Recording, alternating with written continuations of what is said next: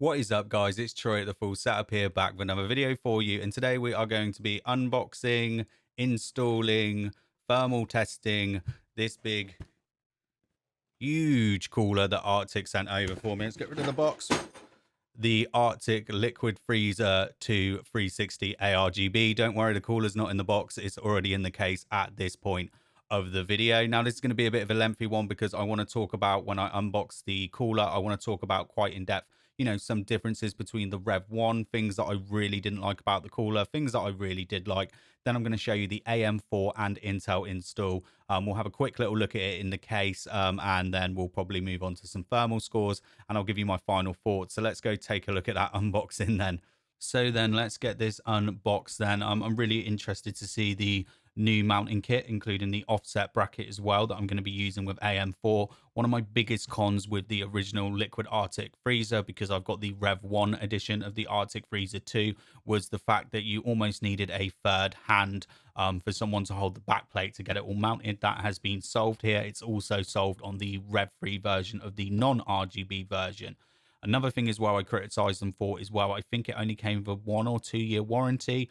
Arctic now warranty them for 6 years. And if I'm correct, please, I'm sorry if I'm wrong, I do think that Arctic actually made that official for anyone that had also bought a Liquid Freezer 2 as well. So that's like industry leading warranty there for a liquid cooler. Now, as you can see, it says here Liquid Freezer 2 360 A-rgb. Okay, it's available in lots of other sizes as well, 240, 280, and there is also standard RGB versions as well, non-addressable RGB. So you are going to need a 5-volt addressable RGB header to use this cooler. If you don't have any 5-volt headers, you will have to get their standard one, MX5 paste included, also compatible with AuraSync, RGB Fusion, MSI Mystic Light, Polychrome, basically any RGB software, and it comes in black. I really want you to make white versions of this cooler. You're almost holding me out on building another white build. I love your air cooler you sent over. I forgot what it's called. Is it the Freezer 34? Liquid Freezer 2 360 RGB there. Now, all the manuals you have to do by QR code. It's good that you're doing a thing for environment, but I just find it annoying, especially if it's your only computer that you're building. I don't really want to be looking at a phone manual. You know, if you've got a tablet or a laptop, it's not too bad. That's how I'm probably, you know, going to look at the manual. But if it's your only PC, it's a bit of a con. A little bit about it as well. I don't know if my camera's going to focus there, but we're going to talk about all of the specs. And again, there, technical support and all of that stuff as well. I'm really struggling with my camera at the moment because I've tanned quite a bit on my face, but I don't really go out. So, I'm, you know, look at my hands to my face. Also, we've got a lot more light being focused down here as well. Let's have a little look. You know, I waffle on. You know, when you come to a full setup video, especially if it's a cooler, it's going to be a long video. We will do some tests. I'm not going to go too into it because, you know, I've already reviewed the Liquid Freezer. I can't see the fans massively improving it. I forget how big. You just forget how big this thing is when it's until you've got it out of the case. I'll put that down for a second. Let's see what else is in the box. Sorry if I wasn't talking into the microphone there. So, very well packaged. I think the packaging's improved a bit. Sorry that I can't do any comparisons to the Gen 1 at the moment, but I use my computer to record, so it's actually in my system build. But we might add some B-roll shots. So we got all of the gubbins. So this is your Intel backplate. For AM4, you will be using your own backplate that's included. These ones here, you're going to see in the install in a minute. These clip onto your cooler. And this is the new and improved bracket for AM4. There is also a offset here, so you sort of mount them that way. Again, I will show you in a second, but you can see there's different holes. Now, the offset is for Ryzen 5th gen, I do believe, and not for any other ones. So yeah, if you want to know more about that, I'm not going to go too in depth about that. Check out Gamers Nexus video because Tech Jesus made an awesome video on it as always. You get a little bit of MX5 paste, but they did send some over. Thank you very much for sending it over, but just going to say the last rep, she sent me loads of this stuff. Tubes and tubes of it, but this is a big tube. You ain't going to complain. Interested to use the MX5. I don't think there's massive improvements over MX4. It's interesting because MX4 was out for about 8 years, and then they reckon that this one can do 8 years. Don't know if it's going to focus there. It can do 8 years of durability. So hopefully by then we should have MX6. Now this right here annoys me a bit. Again, Arctic, I understand all the environmental stuff, you know, and trying to look after the planet and all of that stuff, but this is a mess. Do you know what I mean? I need reseal. I know we got this bag here to put it in, but this needs to be all labeled Intel and AMD and for which socket. Every other company on the planet is doing that. So it's been a while since I've done a video for you, isn't it, Arctic? You know, I always complain about the little things. It's hard. It's hard to impress me. It just is. But talking about hard to impress, there is nothing less than impressive about this. Look at this rad. Now, you are going to need to measure before getting this 360 in, because it's 38 millimeters in width. And then you've also got the 25 millimeters. Now, in my case, I have it opt up. And what I've been wanting to do is actually have the fans on this side. You're not going to want to do that with RGB fans.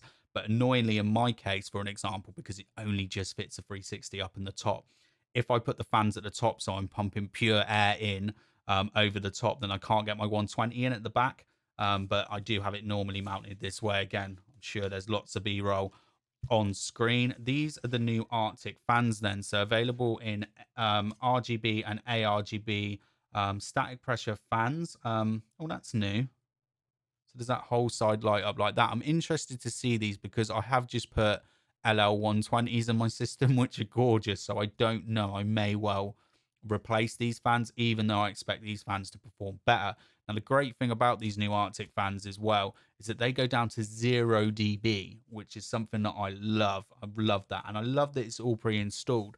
I was very critical when I reviewed the first model about these being pre-installed on the system. And the reason is that you were using one cable. We'll look at the block in a second, with one cable, and that was it. So, you know, from an installation side, even though your mounting gear sucked, it was brilliant. But I like to control my fans and my pumps separately. And I said in that video, I haven't tested on recent Asus boards, but originally I was running 3 or 4 different Asus boards at the time. And I found that Arctic fans, when daisy chained, didn't read correctly on there. I don't have a problem with it on my MSI and Gigabyte boards, but seeming as I was an Asus fanboy at the time, there was a bit of a con for me. But the reason I'm loving this now, the reason I am loving this now anyway, is all the A-rgb connections. Look at this. I'm telling you, for someone that's just had installed, how many have I got? 7 LL120s in my system. The cable mess is just ridiculous. So all we have here is your sort of standard 3-pin where it's missing one. Okay, so this is your 5-volt A-rgb connections. This isn't compatible with a 12-volt RGB connection. And this one. That's all you got. The rad on this thing is amazing. And the one reason why I like this, because this is complete overkill for a Ryzen 5600X, okay? That is complete overkill, all right? But the reason I like overkill is I like to run my fans as low as I can. I'm someone that's happy with between sort of like 65 and 70 degrees under load or whilst gaming. So I set my fans to max out at that thing. These fans go up to 1800 RPM. But on this one, I think on my LL120s, they max out at 1000. When I had Noctua fans on them, I had them set to max out at 700 RPM. Silence. I prefer silence over temperatures. Now, the tubing is the same as before with the, you know, it's the same cooler, just with different fans. It's not the most easiest and pliable to move, but top mount and front mount work fine. You might also find as well, you know, when it stood up that... Oh, need to be very careful with this desk. When it stood up that way, you know, on bigger systems, you're not going to be able to get that tubes down. But honestly, as we know, a lot of people have been debunking it. Although Arctic don't recommend it, tubes up isn't that bad as long as we're keeping that pump a little bit lower. But when I install it, I will go top. Over to the block then. I still think it's not very pretty. I've got used to it. I've got a little bit less critical of it than last time. You've got this it's really hard to do this with the tubes. You've got this VRM fan here. Now this VRM fan goes up to 3000 RPM. You can turn it off here. I didn't mention that in my original review. I generally I'll have it on for this video, but quite often, and it's on at the moment, but I have turned this off a few times, and that is because I generally buy a motherboard with a decent VRM, top mounted airflow coming out the back. You know, there's plenty of airflow moving over my VRM. But if you're using maybe more of a budget B550, B450, or even just a really budget B550 X570, and you've got a high core count processor because you've upgraded, haven't bought a new board yet, this could help out. But I would personally buy a new motherboard before I buy a cooler with a little fan on it. And again, yeah, so I'll have it on for this video. And here is should we do the money shot? Let's do this, baby.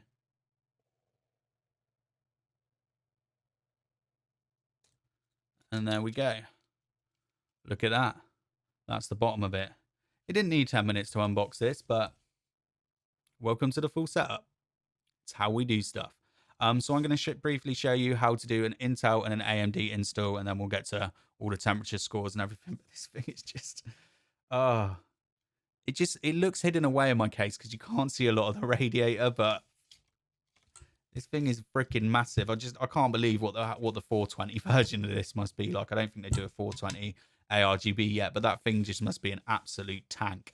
So we're going to have a little look at the Intel install first. And it's just weird how times have changed so much, isn't it, with AMD just being so good with Ryzen that it was taking me ages to find actually an Intel board and a CPU that I hadn't maybe sold on or anything. So I found this whole board here, 1155. With an i5 2500K in it, but this is going to be the same for any sort of mainstream Intel 15X platform. Now they do tell you to, on the back of the board, put these little sticky pads on, but I'm not going to put them on today, just so I've got them if I need them for another build. So the first thing first is we're just going to put the back plate sort of into position about there. Now, as with the bags, they were sort of split up. So essentially, you've got Intel in one bag and then AMD and all the other mounting hardware for the radiator in another bag. So all of these sort of shape ones, these are for Intel, okay? So the larger are for the 115X and the smaller, I think, are for 2066 and 2011. These little smaller ones. But again, you know, would have liked to see, you know, some form of labeled bag. So we're just going to essentially screw all of these in, and you can do this by hand. One thing I always recommend, and I know I say this in every video, so I'm going to sound like a broken record, is I never over tighten it until I've got it all completely mounted in the case, because sometimes when you over tighten a CPU cooler, what can happen is it might bend your board a little bit, and you might think that you've broken it. This is much better. I can't remember if the Intel was this style before, where, you know, you've got something just to mount straight down and you don't have to hold the back plate. Now, as you can see on the block, I've already put the connectors on, so they sort of face this way. That's how you can see there. And then we're just going to put another one. These screws are inside the Intel bag, okay? So the bag that's got all of those ones. The bag that's not labeled, just let it go, Troy. Let it go. There we go. There's your block. Don't know if I was on camera while I did that, but that's how it should be assembled, okay? I'm sorry if there's like some rattling sound coming today. I think my mic's a little bit messed up. Now I'm just going to use MX4 today because I've still got loads of that, but we'll use MX5 for the temperature tests. Intel I normally put a little bit less on. I think I'm just going to go for the classic. Oh God, I don't think I've used this in a while. Probably a bit too much there. That's definitely way too much. I haven't used that tube in a while because I haven't wanted to remove my liquid freezer because it's too bloody big. Spread that out a little bit. Take some away. Not the best method there on the thermal paste. But I've removed some with the spatula, and we'll just have a little look. If it goes all out the sides, it goes all out the sides. And then you're going to obviously want to make sure you keep your cables out the way. And it's just a case of put it down. Which ones did these use? So it's these two for the Intel, and then you have these four. It's going to focus. Probably won't focus. Little thumb screws. And I generally start by just alternating corners. So I'll just get that one a little bit tight, keeping pressure on it, and then I'll come back and do this one. probably be easier if I didn't have the RAM installed. If I didn't have the RAM, honestly, I just normally finger tighten these. If I do it with a screwdriver, I always say that once it, there we go, look, like that. I'll show you. Once it bites, that's all it was there, just a little half a turn, it's tight. That's how I've always gone with installing coolers. No, don't put too much pressure on it. This board's moving. Why? I have the board on something where it's not going to move around while you do it. Now, that could probably be something that I would suggest as well. But that's it. That should be the Intel install. Yeah, for the 2066 pins, these just screw directly into it because obviously they've got their own sort of mounting hardware built onto it. Should we just take it off and have a little look at the paste? Pop it off. Yeah, it's definitely a bit too much paste on that one there, so would definitely go less. I think I meant more of a bean size than a pea size. Over to the AMD install then. So you're going to need to use your original backplate. Now, one thing I was a bit surprised when I pulled this board out is that it's got Ryzen 2200G in it, which is nothing potent, but that was probably worth some money for me to sell. You know, a little bit earlier in the year when it was really hard to get GPUs, I might have probably sold that maybe. I don't even know. I didn't check the prices on it. It could have been for more than I bloody paid for it. So I bought it secondhand anyway. So you use these 3 little plastic things here. I'm so glad they've done this with the mounting bracket. So you put those on. Do apologise. One of my lights has just died, so lost a bit of power. And then you use these back plates. So when they're in the upward position, I do believe, like that, that is going to mount your block so it's got the right coverage, okay? So it's covering the whole IHS. But with Ryzen 5000, it's known with the hotspots in it. Definitely, like I said, check out Gamers Nexus video. So we're going to mount it like that. We're going to offset this. And then there is 4 screws in here. Obviously, you shouldn't be doing this with this generation of processor. I just want to have a sneaky peek at, you know, how am I going to put thermal paste on it? Obviously, you know, better than how we put thermal paste on the Intel one. Just screw that into position. Again, once it bites, this still needs a little bit of work, Arctic, but it is a lot better. You're not quite at notcher levels of installs yet. Now, do I go right in the middle? I'm just going to stick with what I know, which is what I normally do with Ryzen, which is just put a little blob in the middle. And then I would normally do a little starry star. It doesn't really matter how you put your paste on, does it? I know the chat's going to be going crazy. I don't think that's enough. I just want to sort of see how it spreads on this. And then that should mount straight over the top. And again, we're back to them thumb screws. Alternate corners makes it easy. Don't want to tighten up that side and then it flips up. And a surface that your board is not going to constantly slide around on under the tension of the tubes. To be fair, I say that I want a white one, but with the amount of thermal paste I end up getting on me and on everything that I touch, it's probably best I just stay with a black cooler. I think for this method of install, I think I'm going to use the spreader when I install it on the 5600X.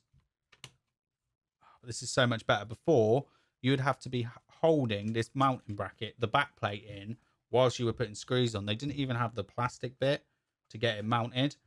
And this is so much better for me because one of the reasons I didn't use the Arctic one for a while is when I was changing CPUs regularly, when I was doing sort of all the gaming videos and stuff, it was such a pain for me to do. That's why I need this method of cooler. It's the same reason why I stopped using the Deep Cool Assassin 3. That's got a good mounting system, but it's such a big bulky cooler. You have to take the GPU out, even though it's one of the best air coolers on the market.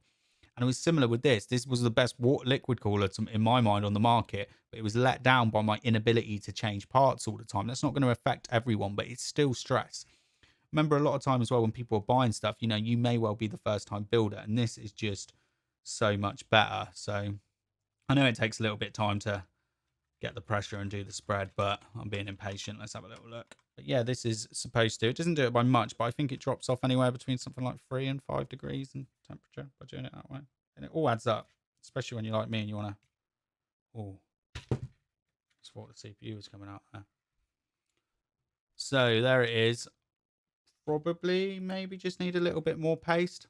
But I've seen in some videos, if you put too much paste on, what you'll end up with is just a layer there coming off the side, which I've seen in a few other videos. So I think what I'm probably going to do is mount it on the 5600X, then just take it off quickly and then just clean up that edge and put it back on. Oh man, this thing is so easy to get in the case. I know I properly complained before about the cable, you know, that I wanted it all separate, but having all the A-rgb wiring, I think after adding, what was it, 7 LL120 case fans to my case the other week, and just the amount of crap and clutter that went on with it, I'm super happy about how this looks in the cooler. And I'm actually really impressed about how the A-rgb fans look as well. They are super bright. They look really nice in the system. They don't look as nice as LL120s, but I do like the larger operating range, and they're super quiet, as you'll see in a second. So let's have a look at those benchmarks then.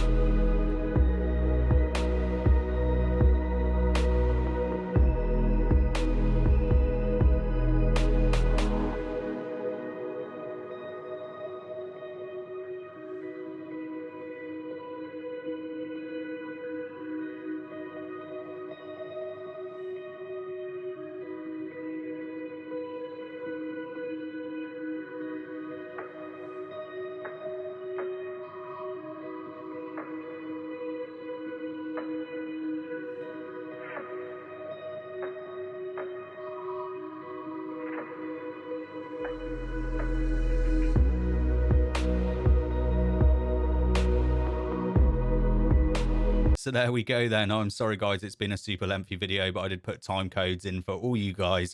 But yeah, my cooler videos generally do end up being quite long, so we'll try and smooth over all of that as quick as we can. So let's just talk about those thermal scores then. So my ambient temperature on the day was about 24 degrees. Now the way that I've got it in the case, where I've got it top mounted, that is ideal for positioning of your pump to your radiator, but it's not the most ideal when it comes to cooling, especially with my case. It hasn't got like a mesh front or anything like that. It's only got these sort of very thin airflow vents on the side, and as you would have seen that, I like to run my CPU fans, not my CPU fans, my case fans incredibly low. I generally run them at a fixed speed somewhere between 800 and 1000 RPM because I prefer silence. And that was the very interesting thing there. If you actually look at the temperature scores, there wasn't really much of a difference at all by running the fans maxed out. And that is why I love this cooler. You could say it's overkill for a Ryzen 5600. Is it 5600X? So many Ryzen processors now I forget all the names. You could say it's overkill, but that's what I like because I like to run my fans as low as I can. as long as I'm hitting somewhere between 60 and 70 degrees, I'm more than happy about that, because a lot of people panic about temperatures. You know, your CPU's good up to like 85 degrees before it will throttle. Now, you might be thinking that 60 degrees under load for such a big cooler on a 6-core Ryzen processor, you know, that maybe is not good enough. You may be worrying about getting a 12 or a 16 core. But one thing you've got to remember is I was using Precision Boost Overdrive there. So because there is enough thermal headroom, my CPU is just going to boost as high as it wants to go, which is like 4.65 gigs all core. If you're using the stock cooler, your all core is like 4.2, sometimes even lower as soon as the temperatures go up. Even with the Deepcool AS500, I think my all core turbo in Cinebench, I think was a little bit higher, but in like IDA 64 after doing it for like an hour, it was somewhere between 4.3 and 4.4 gigahertz. So you're getting the extra performance there if you're using PBO. Maybe you're going manually overclocking as well.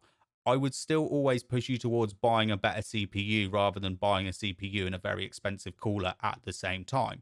I've always said that these big AIOs and radiators are things that you add 1 month, 2 months, 3 months later.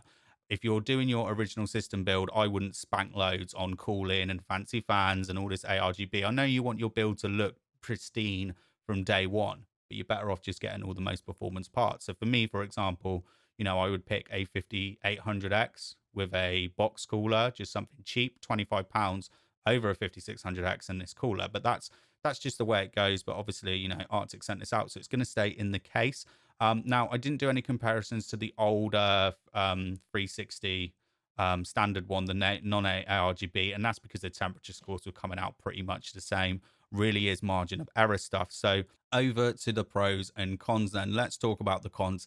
It's obviously got quite a chunky radiator, so it's not going to fit in everyone's case. Like I said, in my case, I would rather have the fans pushing down. I know you can't see the A-rgb, so you're getting direct airflow in through the top, but I can't do that because it gets in the way of my 120. My case is sort of a mid-tower, but it's just a little bit chunkier. But you do need to obviously measure it out as well, because if you're going to be front mounting the cooler, and you need to measure that, because some people might have only left a cut out for maybe a standard radiator and one set of fans. If it's the thinner size radiator, so it's not going to fit. It should fit in most cases. I haven't really come across many cases that I've used front mounted that I couldn't fit it. Also with front mounted, because Arctic do put on their website about having everything sort of, you know, you need to have the tubes down and it's all really bad. Look, as long as the pump block isn't the highest thing in the system, you're fine, okay? As long as it's not the highest, you know, higher than the top of your rad, it is fine. But because the Arctic have jumped on that bandwagon and said, you know, it needs to be tubes down and all of that information on their website, I do feel your tubes need to be a little bit longer. And I know that I'm someone that always complains about radiators with really long tubes, but seeing as you're selling it like that, in bigger cases, I don't think you would get this thing tubes down with a beefy GPU in there. You just wouldn't.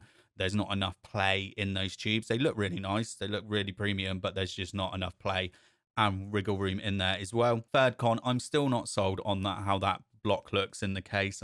Do I like you yet? I mean, I've had the Arctic coolers in my cases for so long now. I obviously don't hate it that much, but I do believe that you should have been able to put A-rgb or RGB, you know, on that pump where you've got all those sort of silver lines that come up going around the VRM. You definitely could have snuck some A-rgb in there. I do feel that probably someone at Arctic now is freaking out going, we haven't got room in there. You don't know the engineering and the science behind our pump. But come on, just squeeze some RGB on your pump, and I feel a lot more people would probably go and buy it. Over to the pros then. Top performer that you can run the fans super low on, and that is really important to me. I'm on a few like various Facebook forums and stuff like that, and people always post pictures of their temps. It's like an i9 or something like that, and it's like 45, 50 degrees, and then they're like, their fans are at 1800 to 2500 RPM. Like, that's just not right. You don't want that noise here. This thing isn't silent, but it's quiet. It's so quiet. I can't hear the system in here at all. I can actually hear Jenna drying her hair right now, so hopefully that's not being picked up on the microphone. But yeah, it's super quiet, and the fans perform really well, and they look really nice as well. Arctic's first attempt at RGB fans, those ones that all sort of clip together like the uni fans, they were freaking ugly. These ones do look really nice. Don't look as nice as LL120s that I've got in there, but they're super bright. More than happy to have those fans in the system, and it's cheap enough to buy other ones that match with it as well. That 0 dB is just perfect for people that want silent systems. Arctic fans have always offered incredible performance for a pretty much next to nothing price, and they continue it even with their RGB and A-rgb fans. What other pros on there? Well, I don't know if I said performance, but yeah, you know, the performance of these coolers is incredible, and I love the big chunky radiator. It's weird, isn't it? I say inside the case, I'm not still completely sold on the looks, but when you've got it all in your hand and you're setting it all up, it feels like a super premium product, and a product that should really probably cost twice its price. I mean, I'd be kicking off if it cost twice its price, but when you see what some of these AIO coolers are going for now, it's just ridiculous, isn't it? Especially the ones with like LCD screens on them and stuff like that. What a waste of money that hardware is right there. You should definitely be buying other stuff for your systems. I feel like I'm just ranting and waffling now, but thanks for sending it over. Obviously, this is going to replace the other Arctic liquid freezer that I've been using for almost 2-3 years now. No performance issues with it whatsoever. If I do run into any issues with this, you know, I'll let you know. Obviously, the last Massive Pro as well, you sorted the mounting bracket out, but I'm not going to give you massive props for it, even though I may have it partly in the video, because you should have put a good bracket on it in the first place. Anyway, that's it from me today. I'll be back with some more videos real soon.